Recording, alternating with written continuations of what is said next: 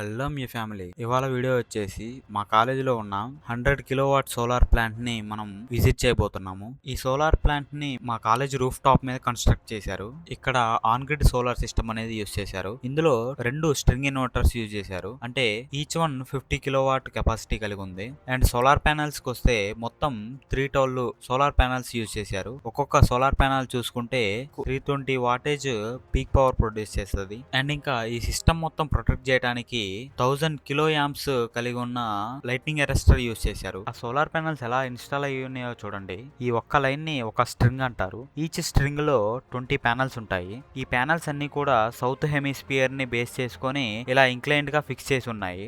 And ఇంకా మనం inverter room లోకి వెళ్తే ఇక్కడ చూడొచ్చు 2 స్ట్రింగ్ ఇన్వర్టర్స్ ఉన్నాయి. అవి గ్రోవాట్ కంపెనీకి సంబంధించినవి. ఇలా 2 స్ట్రింగ్ ఇన్వర్టర్స్ ఎందుకు యూజ్ చేశారు అంటే ఈచ్ వన్ వచ్చేసి 50 కిలోవాట్ కెపాసిటీ కలిగి ఉంటుంది. ఒక ఇన్వర్టర్ కి కొన్ని ప్యానెల్స్, ఇంకో ఇన్వర్టర్ కి కొన్ని ప్యానెల్స్ ఇలా కనెక్ట్ అయ్యి ఉన్నాయి. ఇఫ్ ఏదో ఒక స్ట్రింగ్ లో సోలార్ ప్యానెల్ మెయింటెనెన్స్ వచ్చింది అంటే ఆ స్ట్రింగ్ అనేది మెయింటెనెన్స్ లో ఉంటుంది. అప్పుడు టోటల్ ప్లాంట్ మొత్తం షట్ డౌన్ అవ్వకుండా ఒక యూనిట్ ఆఫ్ చేసైనా ఇంకో యూనిట్ ని రన్నింగ్ లో ఉంచవచ్చు. అంటే మన పవర్ జనరేషన్ అనేది జీరో అవ్వకుండా ఇలా మినిమం పవర్ అయినా జనరేట్ చేయవచ్చు. ఎందుకంటే ఏదైనా ప్రాబ్లం వచ్చిందంటే దాన్ని సార్ట్అవుట్ చేయాలంటే చాలా రోజులు పడుతుంది. సో అందుకనే ఇలా స్ట్రింగ్ ఇన్వర్టర్స్ అని యూజ్ చేశారు.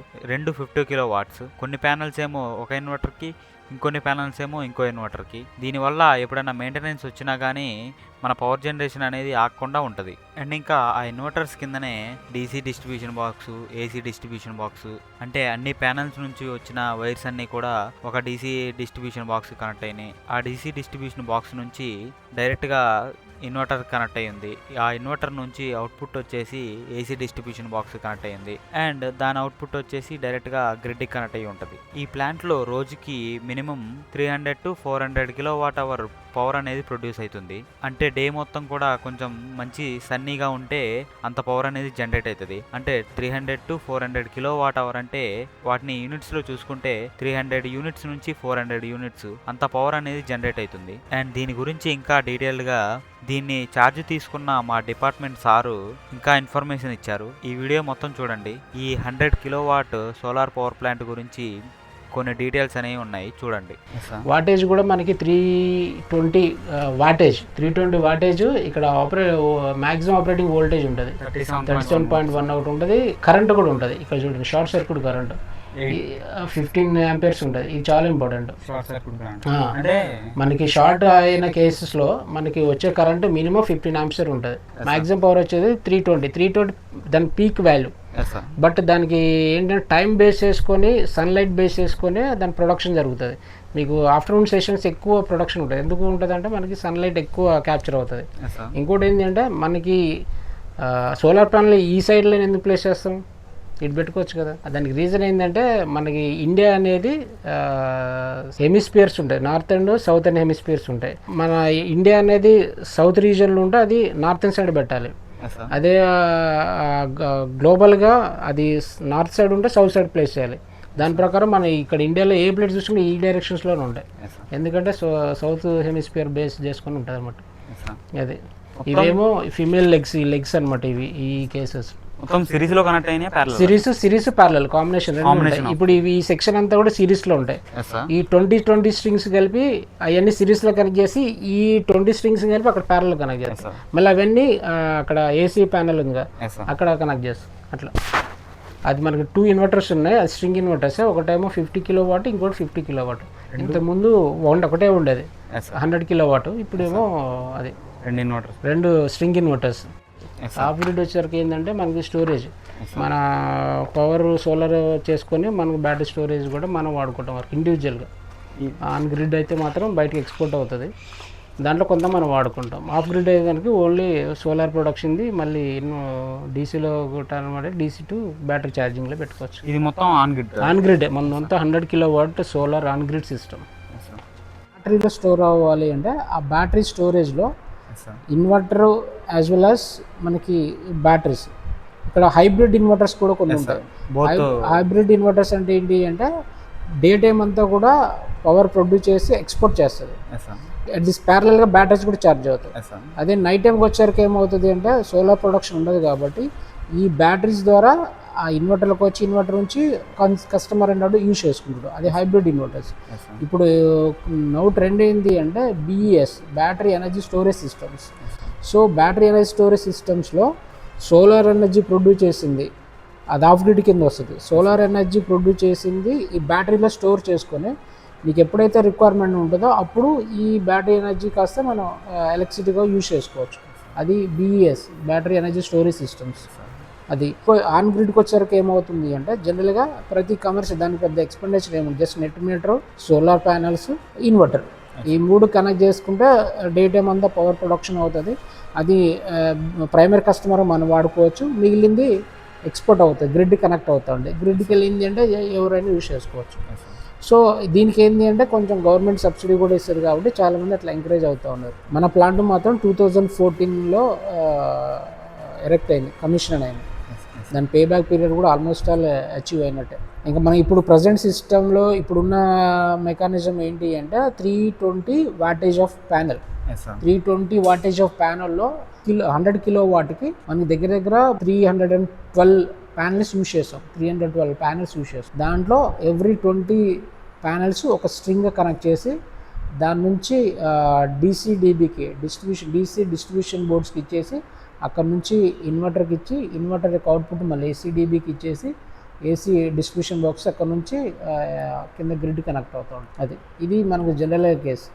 మనకి స్ట్రక్చర్కి వచ్చేసరికి ఏమవుతుందంటే స్టీల్ స్ట్రక్చర్. ఇంకో పాయింట్ ఏంటి అంటే ఈ సోలార్ ప్యానల్స్ ఏంటి అంటే ఒక అడ్వాన్స్ ఏంటంటే ఫేషియల్ ప్యానల్స్ వస్తున్నాయండి. బైఫేషియల్ అంటారు. బైఫేషియల్ అంటే ఏంటి అంటే సోలార్ పైన దాని కింద బాటమ్ సైడ్ కూడా నీకు సోలార్ ప్రొడక్షన్ అవుతుంది. దాన్ని బైఫేషియల్ సోలార్ ప్లాంట్. దానికి సన్లైట్ ఎట్లా పడుతుంది? యాక్చువల్గా ఏంటి అంటే అందరూ కాన్సెప్షన్ ఏంటి అంటే సోలార్ నుంచి వచ్చిన హీట్ అనుకుంటారు. సోలార్ లైట్ నుంచి లైట్ ఎనర్జీని ఇది ఎలక్ట్రికల్ ఎనర్జీలో కన్వర్ట్ చేస్తుంది. అది ఇంపార్టెంట్. యాక్చువల్గా మనకి సోలార్లో ఉన్న లైట్ ఎనర్జీ ఏవైతే ఉంటుందో ఆ లైట్ ఎనర్జీని తీసుకొనే ఇవి సోలార్ ఎనర్జీ జరుగుతుంది. అంతేగాని టెంపరేచర్ కాదు. టెంపరేచర్ అనేది ఏంటి అంటే దాన్ని బ్రేక్ చేయడం కోసం పైన ప్యానల్స్ ఉంటాయి. ఇంకో పాయింట్ చెప్పాలనుకున్నాను, మనకి లైటింగ్ అరెస్టర్స్ కూడా చాలా హైయెస్ట్. అది ESP మోడల్ దగ్గర దగ్గర 1000 KA అంటే 1000 kilo amperes of capacity of 1000 kilo amps. ఒకసారి స్ట్రైక్ పడ్డదంటే అది స్టోర్ చేసుకుంటాం. మామూలుగా చిన్నది కాదు, చాలా హై సైజ్. అది దగ్గర దగ్గర ఒక 200 రేడియస్ వరకు కవర్ చేయగలుగుతుంది. 200 మీటర్స్ పైన, ఇక ½ కిలోమీటర్ వేసుకో, ½ కిలోమీటర్ వరకు దాని రేంజ్ ఉంటుంది. ఇంకోటి దానికి సపరేట్ ఎర్తింగే ఉంది. ఈ లైటింగ్ పాయింట్ నుంచి దగ్గర ఒక 500 మీటర్స్ రేంజ్ వరకు ఎట్లాంటి స్ట్రైక్స్ బట్టి ఇది అబ్జర్వ్ చేసుకుంటుంది. ఇమ్మీడియట్గా అబ్జర్వ్ చేసుకుని దాన్ని అన్ని గ్రౌండ్కి డిసిపేట్ చేస్తుంది. దానివల్ల సిస్టమ్ అనేది ప్రొటెక్ట్ అవుతుంది. అదొకటి. ఇంకోటి సోలార్ ప్యానెల్ కూడా దానికి ఎర్తింగ్ సపరేట్. సోలార్ ప్యానెల్కి ఎర్తింగ్ సపరేటే, ఇన్వర్టర్స్ కూడా ఎర్తింగ్ సపరేట్గా ఉన్నాయి. ఎర్తింగ్ చాలా ఇంపార్టెంట్ సోలార్ సిస్టమ్స్. బయటికి పంపిస్తాం కదా సప్లై సార్, మనం మీటర్ ఉంటుంది కదా, ఎంత పంపిస్తున్నాం మనకి పర్ డేలో ఎన్ని కిలో వాట్స్ ప్రొడక్షన్ అయింది, ఆ ప్రొడక్షన్ అయింది మనకి ఒక డిస్ప్లే చూపిస్తుంది. అది ఇంతకుముందు 100 కిలో వాట్కి ఒకటే ఇన్వర్టర్ ఉందన్న సార్.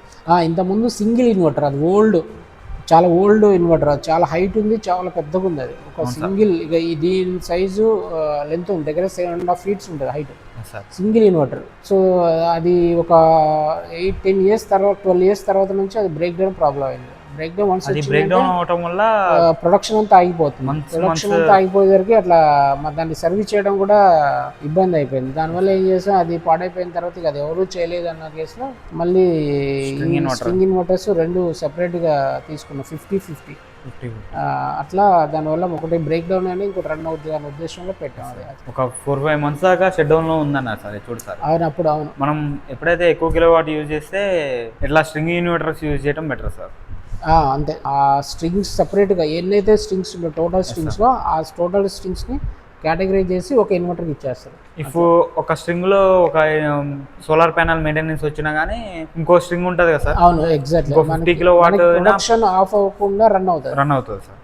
ఒక యూనిట్ డౌన్ అయినా కూడా ఇంకో యూనిట్ రన్నింగ్ లో ఉంటుంది, ప్రొడక్షన్ ద్వారా రన్ అవుతుంది. సో ఫైనల్లీ మనకి ఏంటంటే బేస్ లోడ్ ఏవైతే అది మీట్ అవుతుంది మనకి. అది దానివల్ల మనకి ప్లాంట్ ఫ్యాక్టర్ అనేది జీరో బ్లాక్అవుట్ అవ్వకుండా.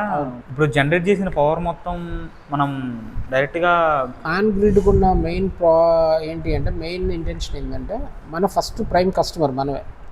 ఇక్కడ ప్రొడ్యూస్ చేసిన దాన్ని కొంత మనం వాడుకుంటాం, ఈ రెస్ట్ ఆఫ్ ది గ్రిడ్కి వెళ్ళిపోతుంది. గ్రిడ్ అంటే మీకు అది బయట ఎవరైనా యూజ్ చేసుకోవచ్చు. మన దగ్గర ఉన్నాం కాబట్టి మనమే ఉన్నాం కాబట్టి మనం దాంట్లో కొంత వాడుకుంటాం. అలాగే గ్రిడ్ నుంచి వచ్చేది కూడా కొంత వాడుకుంటాం. ఇక్కడ ఇంకో పాయింట్ ఏంటి అంటే సోలార్ ఎనర్జీ అనేది ప్రైమరీ సోర్స్ కాదు, ఇది సెకండరీ సోర్స్. మీకు సోలార్ సిస్టమ్ వాడాలి అంటే ఖచ్చితంగా మనకి రా పవర్ ఉండాలి. దాంతోపాటు ఇది మిక్స్ అయితేనే రెండు కలిపి వాడుకోవచ్చు. అప్పుడు రా పవర్ని మనం రా పవర్ తీసుకుని కొంచెం తగ్గిద్ది, దాని ప్లేస్లో ఇక్కడ సోలార్ పవర్. అంటే ఇప్పుడు జనరేట్ అయిన పవర్ కొంచెం మనం బ్యాటరీలో స్టోర్ చేస్తున్నాం సార్. ఇక్కడ మన దగ్గర ఆ సిస్టమ్ లేదు. మన దగ్గర అసలుకి not at all we are not using batteries. ఇక్కడ మనం యూజ్ చేసేది అది లేదు. అదే చెప్పాను మీకు, ఆఫ్ గ్రిడ్కి ఆన్ గ్రిడ్కి ఏంటి అంటే ఆఫ్ గ్రిడ్కి ఉంది మీకు ఎక్కువ ఇన్ఫ్రాస్ట్రక్చర్, ఎక్కువ బడ్జెట్ అవుతుంది. ఇదైతే ఓన్లీ ఇన్వర్టర్ ఒకటి ఉంటే సరిపోతుంది. ఇన్వర్టర్, నెట్ మీటర్ ఉంటే మనకి ప్యానల్స్ ఉంటే సరిపోతుంది.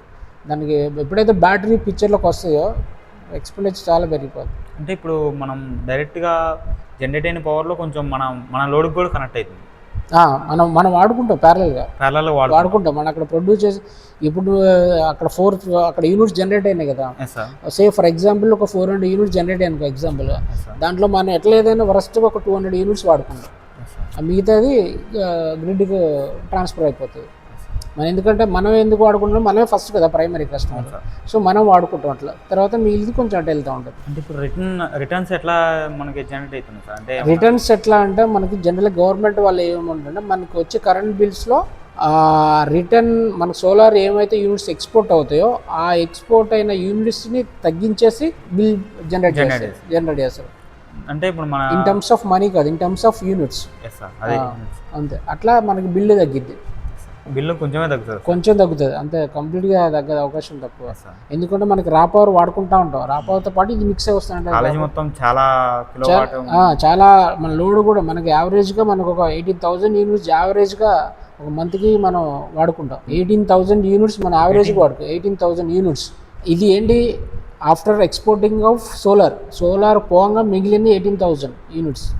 అంటే మనకి యావరేజ్ ఇంకా ఎక్కువ ఉంటాయి కదా, ఎక్కువ ఉంటుంది. అది మనకి అక్కడ ప్రొడ్యూస్ చేసిన యూనిట్స్ ఏంటి దగ్గర యావరేజ్గా ఒక నెలకి ఒక రోజుకి 350 వేసుకో ఫర్ ఎగ్జాంపుల్గా 350 యూనిట్స్ పర్ డే వేసుకుంటే ఇంటూ 30 days. దాంట్లో కొంత మనం వాడకుండా కొంత బయటికి వెళ్తుంది అట్లా. అంతేలే కానీ ఇన్ని యూనిట్స్ మనం యాక్యురేట్గా చెప్పలేము, అంత మనకు ఆ కాంపోనెంట్స్ లేవు. ఇప్పుడు ఏమైనా రిపేర్ వచ్చిందంటే ఏ కంపెనీ సార్ ఎక్కువ? మనకి ఇప్పుడు ఇన్వర్టర్స్ అయితే గ్రో వాట్ ఇన్వర్టర్స్ అవి రెండు. దానికి సపోర్ట్గా వేరే కంపెనీ వాళ్ళతో వర్క్ చేయించాము. అవి అంటే థర్డ్ పార్టీతో మెటీరియల్ అంతా మనమే ప్రొక్యూర్ చేసుకున్నాం. మెటీరియల్ అంటే మనకి ఆల్రెడీ ప్యానల్స్ ఉన్నాయి, స్ట్రక్చర్ ఉంది, వైరింగ్ ఒకటి వాళ్ళే తీసుకుని థర్డ్ పార్టీకి ఇచ్చేసాం, వాళ్ళే కమిషన్ చేశారు మెటీరియల్స్. అవి సెకండ్ టైం స్ట్రింగ్ సైడ్ తీసుకున్నప్పుడు చాలా స్పేస్, ఇంతకుముందు అంత స్పేస్ ఉండేది కదా లోపల. చాలా స్పేస్ ఉంది, అదంతా చాలా ఫ్రీగా ఉంది అది లోపల కూడా. చాలా కాంపాక్ట్ ఉన్నాయి సార్, చాలా. అసలు నీకు అది చిన్న బాక్స్, అదే 50 కిలోవాట్. అసలు అదే పాత ఇన్వర్టర్ అయితే అగో ఆ బీరు అంత ఉండదు, బీరు కంటే ఇంక ఎక్కువే ఉంటుంది. అది వ్యాకాన్ కంపెనీ పేరు వ్యాకాన్. అది బెంగళూరు నుంచి సప్లై. ఆల్రెడీ దాని మీద నేను ఛార్జ్ తీసుకున్నదైతే 2-3 సార్లు సర్వీస్ చేయించాము. దానికి సర్వీస్ చేయడం అతను బెంగళూరు నుంచి వచ్చాడు. బెంగళూరు నుంచి వచ్చి ఒక 1 day స్పెండ్ చేసి వెళ్ళాడు. అట్లా 2 times అయింది. తర్వాత నుంచి ఆ కంపెనీ వేరే కంపెనీలో మెర్జ్ చేయడం వల్ల దానికి సర్వీస్ లేదు. దట్ అది ఓల్డ్ టెక్నాలజీ. ఇప్పుడు గ్రో వాట్ అనేది IN technology, just very compact size. వచ్చి ఒక స్కూల్ బ్యాగ్ అన్నంతే ఉంది అది. 50 కిలోవాట్ అది. అండ్ ఇప్పుడు అంతా ఈవీ సెక్టార్కి మూవ్ అవుతుంది సార్ ఇదంతా. అంటే ఈ సోలార్ పెట్టించుకోవడం వల్ల అడ్వాంటేజెస్ ఉన్నాయా? డిఫాల్ట్గా మనకి సోలార్ ఎప్పుడైనా అడ్వాంటేజ్ అవుతుంది, యాడ్ అండ్ అడ్వాంటేజ్. బట్ కంప్లీట్గా దాని మీద డిపెండ్ అవ్వకుండా యాడ్ అండ్ అడ్వాంటేజ్ అవుతుంది. ఎలా అడ్వాంటేజ్? గవర్నమెంట్ కూడా గ్రీన్ ఎనర్జీని ఎంకరేజ్ చేస్తుంది. ఆ గ్రీన్ ఎనర్జీలో పాటే సోలార్ ఎనర్జీ కానీ, విండ్ ఎనర్జీ కానీ, ఈవెన్ నెక్స్ట్ ఈవీ సెక్టర్స్ కూడా సోలార్ అటాచ్మెంట్ అవుతుంది. మనకి ఇప్పుడు సోలార్ ప్యానల్స్ ప్లేస్ చేసుకుని ఈవీ ఛార్జింగ్ స్టేషన్స్ ఉంటాయి. ఆ రూఫ్ టాప్ అంతా సోలార్ ప్యానల్స్ యూజ్ చేసుకోవచ్చు. అదొక అప్గ్రేషన్ ఉంది. అది ఇప్పుడు కొంతమంది ఇవి తీసుకొని కూడా అంటే కొన్ని మీటర్స్ ఉన్నాయి సార్, మీటర్స్ తప్పు రీడింగ్ చూపించడం, అంటే మనం వాడుకున్నది ఎక్కువ చూపించడం. అంటే ఇప్పుడు ఆన్ గ్రిడ్లోనే సార్ ఇప్పుడు మనం వాడుకుంది ఎక్కువ చూపించి మనం సప్లై చేసి తక్కువ చూపిస్తున్నాను. అంటే అట్లా చూపెట్టే ఉండదులే కానీ బేస్డ్ ఆన్ ద ప్రొడక్షనే. ఇప్పుడు ప్రొడక్షన్ దేని మీద డిపెండ్ అండి? వెదర్ కండిషన్ ప్రాపర్గా ఉంది అనుకోండి, ప్రొడక్షన్ వస్తుంది. ప్రొడక్షన్ వచ్చింది అంటే ఎక్స్పోర్ట్ అవుతుంది. మీన్ వైల్ వాడుకుంది ఎక్స్పోర్ట్ అవుతుంది, వాడుకున్నది మనం యూజ్ చేసుకున్నట్టే కదా. బట్ మనకి యావరేజ్గా మన ఒక రోజుకి ఒక 30 యూనిట్స్ వాడామనుకోండి మన రెగ్యులర్గా, ఏది సోలార్ లేకుండా నువ్వు 30 యూనిట్స్ వాడావు అంటే యావరేజ్గా నీకు అదే సోలార్ ఉన్నప్పుడు ఒక 15 యూనిట్స్ వరకు వాడుతుంటావు, మిగతా 15% నీకు 15 యూనిట్స్ అవే కదా సోలార్ నుంచి వస్తున్నాయి. అట్లా అంటే అవి ఎట్లా మీరు అన్నప్పుడు చెప్పిన పాయింట్ ఏంటి అంటే కొన్నిటికి నెట్ మీటర్ ఇష్యూ ఉన్నా కూడా అది జరుగుతూ ఉంటుంది. నెట్ అంటే బై డైరెక్షన్ మీటర్స్ అంటారు. దానివల్ల ఏమవుద్ది అంటే మన ప్రొడక్ట్ చేసిన సోలార్ ఎనర్జీని ఇన్వర్టర్ ఏసీ చేసి ఏసీది గ్రిడ్కి రెండింటిని సింక్ చేస్తుంది, సింక్రనైజ్ అవుతుంది. ఆ సింక్రనైజ్ ప్రాపర్గా అయితేనే నీ దగ్గర ఉన్న ఎనర్జీ బయటకు ఎక్స్పోర్ట్ అవుతుంది, లేదు అంటే అవ్వదు. దీంట్లో సింక్రనైజ్ స్విచ్ అని ఒక కాన్సెప్ట్ ఉంటుంది, దాంట్లో ఒక స్విచ్ ఉంటుంది. ఆ స్విచ్ ట్రిగ్గర్ అవ్వాలి అంటే నువ్వు జనరేట్ చేసిన వోల్టేజ్, సోలార్ దగ్గర నుంచి వచ్చిన వోల్టేజ్, బయట గ్రిడ్ వోల్టేజ్, ఈ రెండు మ్యాచ్ అవ్వాలి. అట్లా మ్యాచ్ అయితేనే ఒకదానికి ఒకటి పాస్ ఆన్ అవుతుంది, సింక్రనైజ్ అయ్యి అప్పుడు అది బయటకు ఎక్స్పోర్ట్ అవుతుంది. అది ఏ ఇంబ్యాలెన్స్ అయినా కూడా అవ్వదు, ఆటోమేటిక్గా నీకు ప్రొడక్షన్ దానివల్ల టెక్నికల్ ప్రాబ్లం అయితే ఉండొచ్చు.